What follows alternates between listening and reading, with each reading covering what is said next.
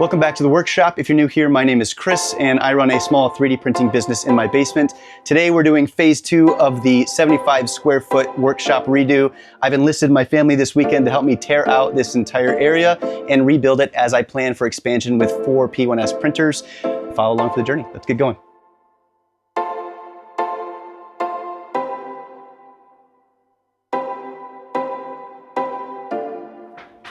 So that took way less time than expected, and I've got this whole space cleared out. Honestly, it feels pretty big without the shelves and everything, but next step is to go ahead and take some measurements.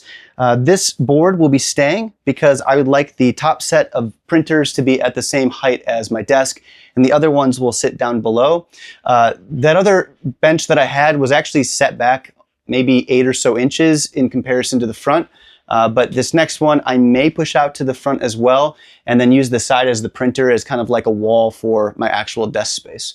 But we'll see. I'll go ahead and make some measurements and then mock up a plan. While I'm figuring out this plan, I just wanted to say thank you to all the supporters. I honestly never expected to be over 1,000 subscribers, and everyone's support has been a little overwhelming and pretty cool to see.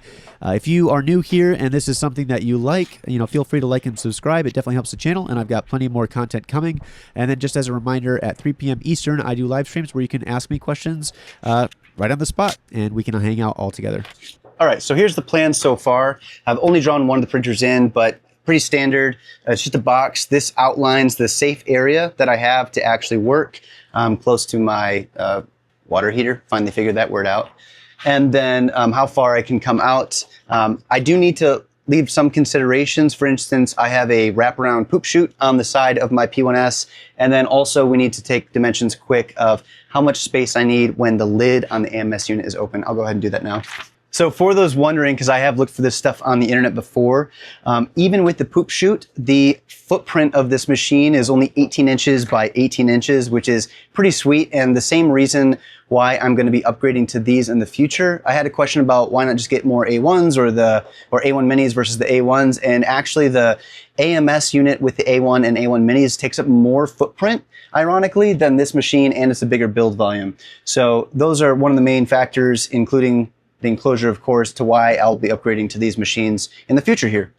The last piece of info, which again was something that I had a hard time finding online, is when this door is open, how much space do you need clearance-wise from the surface that it's on to the top? Now, if you do full open, that actually takes 34 inches, and then I'm actually accounting for 32 to give myself some wiggle room because I've only got 70 inches of height over in the actual workshop area. And then you don't need this door fully ajar to be able to load and unload filament. So I'm kind of making some concessions on that front. All right, welcome to my backyard, a place you guys have never seen before. We took the shelf that you guys saw me remove and actually used this as a template to lay out the next section. I'm gonna go ahead and get this cut and then we'll go do a test fit downstairs.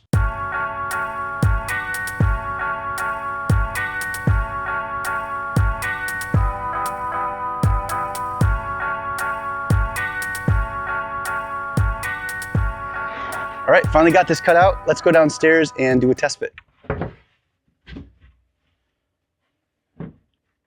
Perfect fit. I will say a couple things. One, we need to lower that bar in the back because this is actually slightly higher. So that's one adjustment. And then the other thing is we did go back out and make a second cut. It was like, I don't know, 1/8 or 2/8 of an inch too far. So that looks good. But overall, this is a huge improvement on my last desk.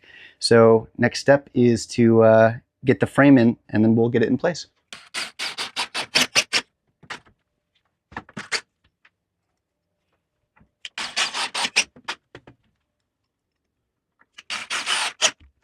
All right, after much cutting, this is fit in now. We also measured a 4x4, which is honestly probably overkill. Could have probably used a 2x4, but I had it laying around from an old project.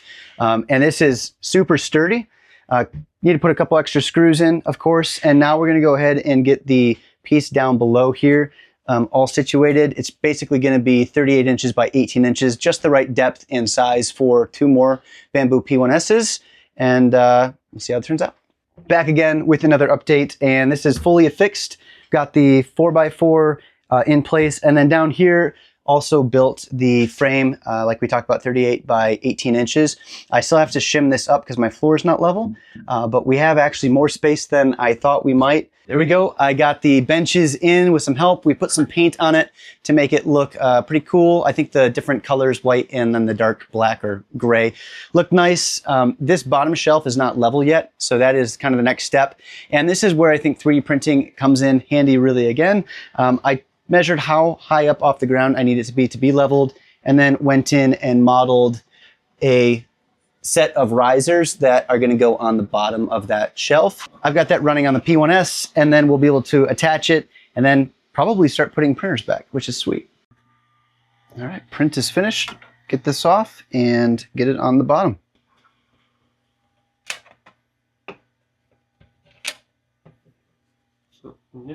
So pretty straightforward, but these are just going to get affixed onto the bottom to help level it out, and then I'll put the shelf back down on the floor. As I get these printers set back up, I'm going to be leaving a little bit of an Easter egg. So if you spot it, make sure to drop a comment down below.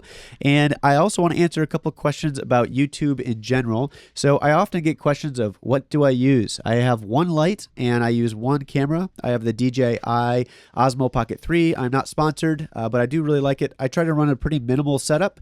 I've used lots of different camera gear over the years and always felt that the larger cameras were very cumbersome and kind of took away some of the fun of making YouTube videos for myself.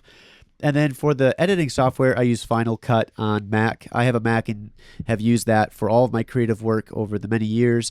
I started YouTube, I don't know, like 8 years ago at this point, and have just always used that as my creative tool of choice. But feel free to use whatever you've got on hand. So it looks nice having all my A1s up top again, but as you may know, if your desk isn't perfectly flat, these things can actually like wiggle around and sometimes move themselves out of position. So I did 3D model these little brackets that go on 2 of the corners. So I'm going to put these down on the table itself and get them screwed in so that way they just stay in place. And that is one of the reasons I like building the way I do, because I don't feel bad if I drill a hole in something.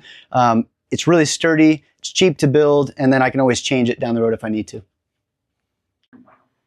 Here's an example of these, how they lock in. I've got one here and one on the back corner. I'll leave the STL files for free for everybody if you're interested in printing them off and screwing them into your own workbench. Happy to announce we are back and live. Got calibrations running on all the printers. Let me give you a shot of this.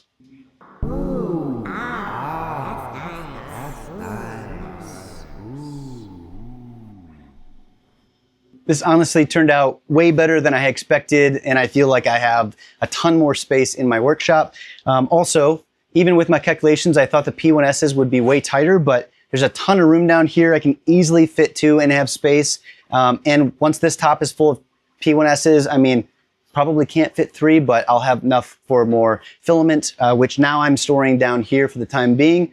And all in all, I'm gonna do the full test print after the calibrations and be off to the races. Also, I just want to point it out because I think it's kind of funny. I left this as 1 and 3 and 2 just for you guys, because I know you like them when they're not in order. Package came early, and I actually ended up getting my hardened steel extruder and nozzles for all the printers. So I might as well, if I'm doing all this work, go through and swap those out and then just run a recalibration again. To answer some questions I know I'll get in the comments, I'm upgrading all my machines to the hardened steel nozzles just because they're more durable. And from what I've heard, you basically never ever have to change them again if you're running just PLA and PETG. So this is just one less thing I have to think about and hopefully create some consistency across all of my products and my printers. Because of the heat creep issues I was having on my P1S and being mildly concerned that maybe I damaged some of the gears internally, I also bought a extruder assembly and I am putting that together here. One thing I will say, if you're going to buy the 0.4 nozzle, just buy the whole thing for the P1S with the fan. It's way easier than having to take apart the wiring and put in the heat coop. If you made it this far, thanks again for sticking around. I really appreciate everybody being here. If you like what you see, make sure to like and subscribe. It does help the channel out. Next Wednesday, as a reminder, I have live streams generally at 3 p.m. EST. So if that's something you're interested in, you can ask me questions live. I'll be maybe doing some 3D modeling at that time as well. Business stuff is going good, and I'll have more updates in next week's video. Other than that, thanks again. I'll see you next time.